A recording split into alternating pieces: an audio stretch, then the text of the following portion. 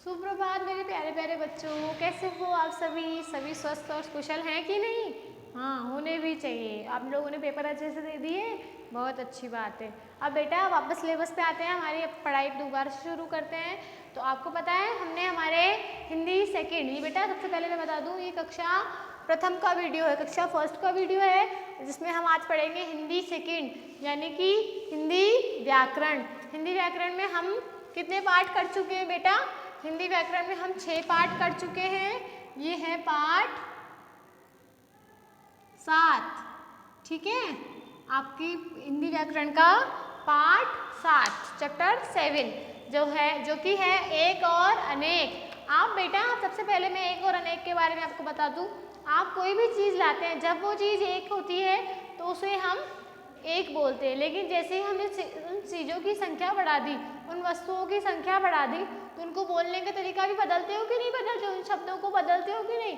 जैसे आपने कहा मुझे एक टॉफ़ी चाहिए, आप दुकानदार के पास गए और आपने कहा टॉफ़ी दे दो, तो वो एक ही टॉफ़ी देगा। लेकिन आप कहेंगे मुझे टॉफ़ियाँ दे दो, तो वो आपको बहुत सारी टॉफ़ियाँ देगा ना, देगा कि नहीं देगा? आपने कहा मुझे एक पेंसिल चाहिए, ठीक है, तो वो आपको एक ही पेंसिल देगा। लेकिन आप जैसे कहेंगे मुझे पेंसिल ए चाहिए, पेंसिल्स चाहिए, तो वो आपको बहुत सारी देगा। तो जैसे ही हम संख्याओं को बढ़ाते हैं तो उनको बोलने का जो शब्द है ना, उस शब्द में परिवर्तन हो जाता है। तो जिन शब्दों से हमें किसी वस्तु के एक या अनेक होने का पता चलता है उसे हम वचन कहते हैं। इंग्लिश में आप नंबर पढ़ते हैं ना, सिंगुलर प्लूरल, वैसे ही हम हिंदी में क्या पढ़ते हैं? वचन। और वचन कितने प्रकार के होते हैं? 2 प्रकार के होते हैं। कौन कौन से? एक वचन, जिसमें हम एक वस्तु को, एक व्यक्ति को, एक ही किसी भी स्थान को रखते हैं, और जैसे ही हम उसमें एक में एक और जोड़ दें या बहुत सारे जोड़ दें, एक के अलावा जितने भी हम जोड़ते हैं, 2, 3, 4, 5 और जितने भी आप जोड़ेंगे तो वो बहुवचन में आ जाता है। समझ गए बेटा? तो देखिए अब हम पढ़ेंगे वचन।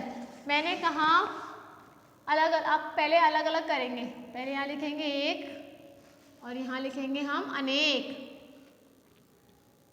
एक और एक जब मिलता है तब बनता है अनेक, ठीक है, यानी कि एक से ज़्यादा।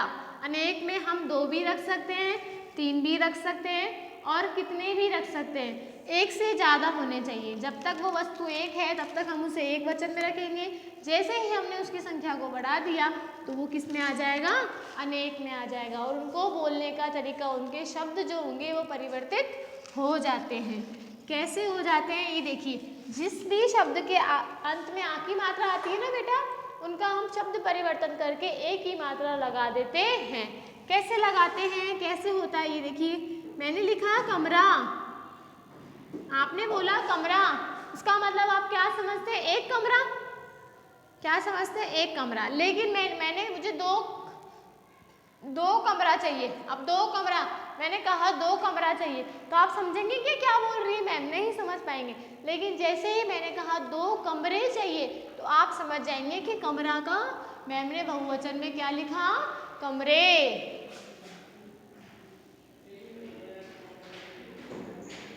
ठीक है बेटा। अब मैंने कहा चूहा, तो चूहा से क्या तात्पर्य है कि चूहे की संख्या कितनी है? 1। चूहे की संख्या कितनी है? 1। लेकिन मैंने कहा चूहे, अब आप समझ पाएंगे कि चूहे की संख्या कितनी है? नहीं, क्योंकि चूहे में 2 भी हो सकते हैं, 3 भी हो सकते हैं और कितने भी हो सकते हैं। तो एक से अनेक में जब हम जाते हैं, एक की संख्या तो एक ही रहती है, लेकिन अनेक में वो कितनी भी संख्या हो सकती है। समझ गए आप? और देखिए लड़का, लड़का का वचन परिवर्तन कैसे करेंगे हम? लड़के। कैसे करेंगे? लड़के। पत्ता, पत्ते। वचन परिवर्तन कर लिया हमने, इसका बहुवचन में बदल दिया इसको। अब आप देखिए, अब आपने एक चीज नोटिस की, यहाँ पे सब में आ की मात्रा है, ठीक है। तो जब भी हम इसका वचन परिवर्तन करेंगे तो आ की मात्रा हटकर कौन सी मात्रा आ जाती है? ए की मात्रा आ जाती है। अब हम बात करेंगे जो स्त्रीलिंग शब्द होते हैं उनकी। जैसे मैंने कहा लड़की,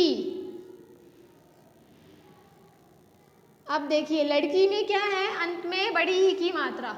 जब भी वचन बदलने के लिए आपके पास ऐसा शब्द है जिसके अंत में बड़ी ई की मात्रा होती है, तो सबसे पहले हम क्या करेंगे, इस बड़ी ई की मात्रा को हटा देते हैं। बड़ी ई की मात्रा हटेगी तो कौन सी मात्रा आएगी, मात्रा तो लगानी है, छोटी ई की मात्रा आएगी। मतलब आप कैसे लिखेंगे, लड़की, अब हम लिखेंगे या और उसके ऊपर आएगा चंद्र बिंदु।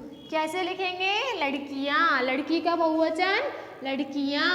अब ऐसे ही मैंने लिखा कुर्सी,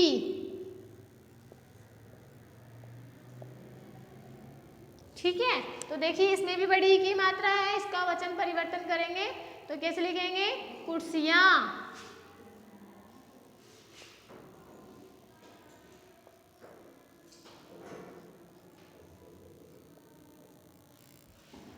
एक मिनट बेटा रुक जाए, कुर्सी हम लिखेंगे यहाँ कुर्सी, ठीक है बेटा। तो देखिए कुर्सी में भी बड़ी ई की मात्रा है, तो इसका वचन परिवर्तन करेंगे तो बड़ी ई की मात्रा की जगह कौन सी मात्रा अभी हमने सीखा, जब भी हम एक वचन में बड़ी ई की मात्रा अंत में आती है तो उसको जब बहुवचन में रूपांतरण करते हैं तो बड़ी ई की मात्रा की जगह छोटी ई की मात्रा लगा देते हैं। तो आप कैसे लिखेंगे, पहले छोटी ई की मात्रा लगा दिया और फिर या, कुर्सियां, समझ गए बेटा। ऐसे ही एक और देखिए मछली, मैंने लिखा मछली, तो देखिए बड़ी ई की मात्रा आया तो बड़ी ई की मात्रा की जगह कौन सी मात्रा आएगा, छोटी ई की मात्रा, और फिर अंत में या, मछलियाँ, ठीक है। तो ऐसे हम इनका वचन रूपांतरण करते हैं। तो आपकी पुस्तक में देखिए एक चूहा, अनेक चूहे, अनेक मतलब बहुवचन में बदल दिया तो चूहे, एक पतंग, तीन पतंगे, एक पेड़, चार पेड़। देखिए पेड़ में परिवर्तन नहीं हुआ, पहले एक वचन में भी पेड़ ही लिखा और उसको बहुवचन में भी हमने पेड़ ही लिखा, ठीक है बेटा।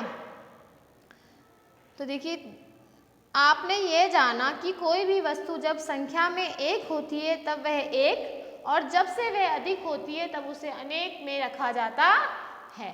समझ गए आप। तो आपके लिए इतना ही है। आपको सबसे पहले क्या करना है बेटा, आपको सबसे पहले वचन की परिभाषा को अच्छे से याद करना है। जिन शब्दों से हमें किसी वस्तु या व्यक्ति के एक या अनेक होने का बोध होता है उन्हें हम वचन कहते हैं। जब वो एक होती है तो उसे एक वचन कहते हैं, और जब वह एक से ज़्यादा हो जाती है तो उसे बहुवचन कहते हैं, ठीक है। और आप क्या करेंगे, इन शब्दों को अपनी नोटबुक में कर लेंगे, हिंदी सेकंड की नोटबुक में कर लेंगे। अगली वीडियो में हम इसकी बुक एक्सरसाइज करेंगे, तब तक आप अपने घर पर रहेंगे और सुरक्षित रहेंगे।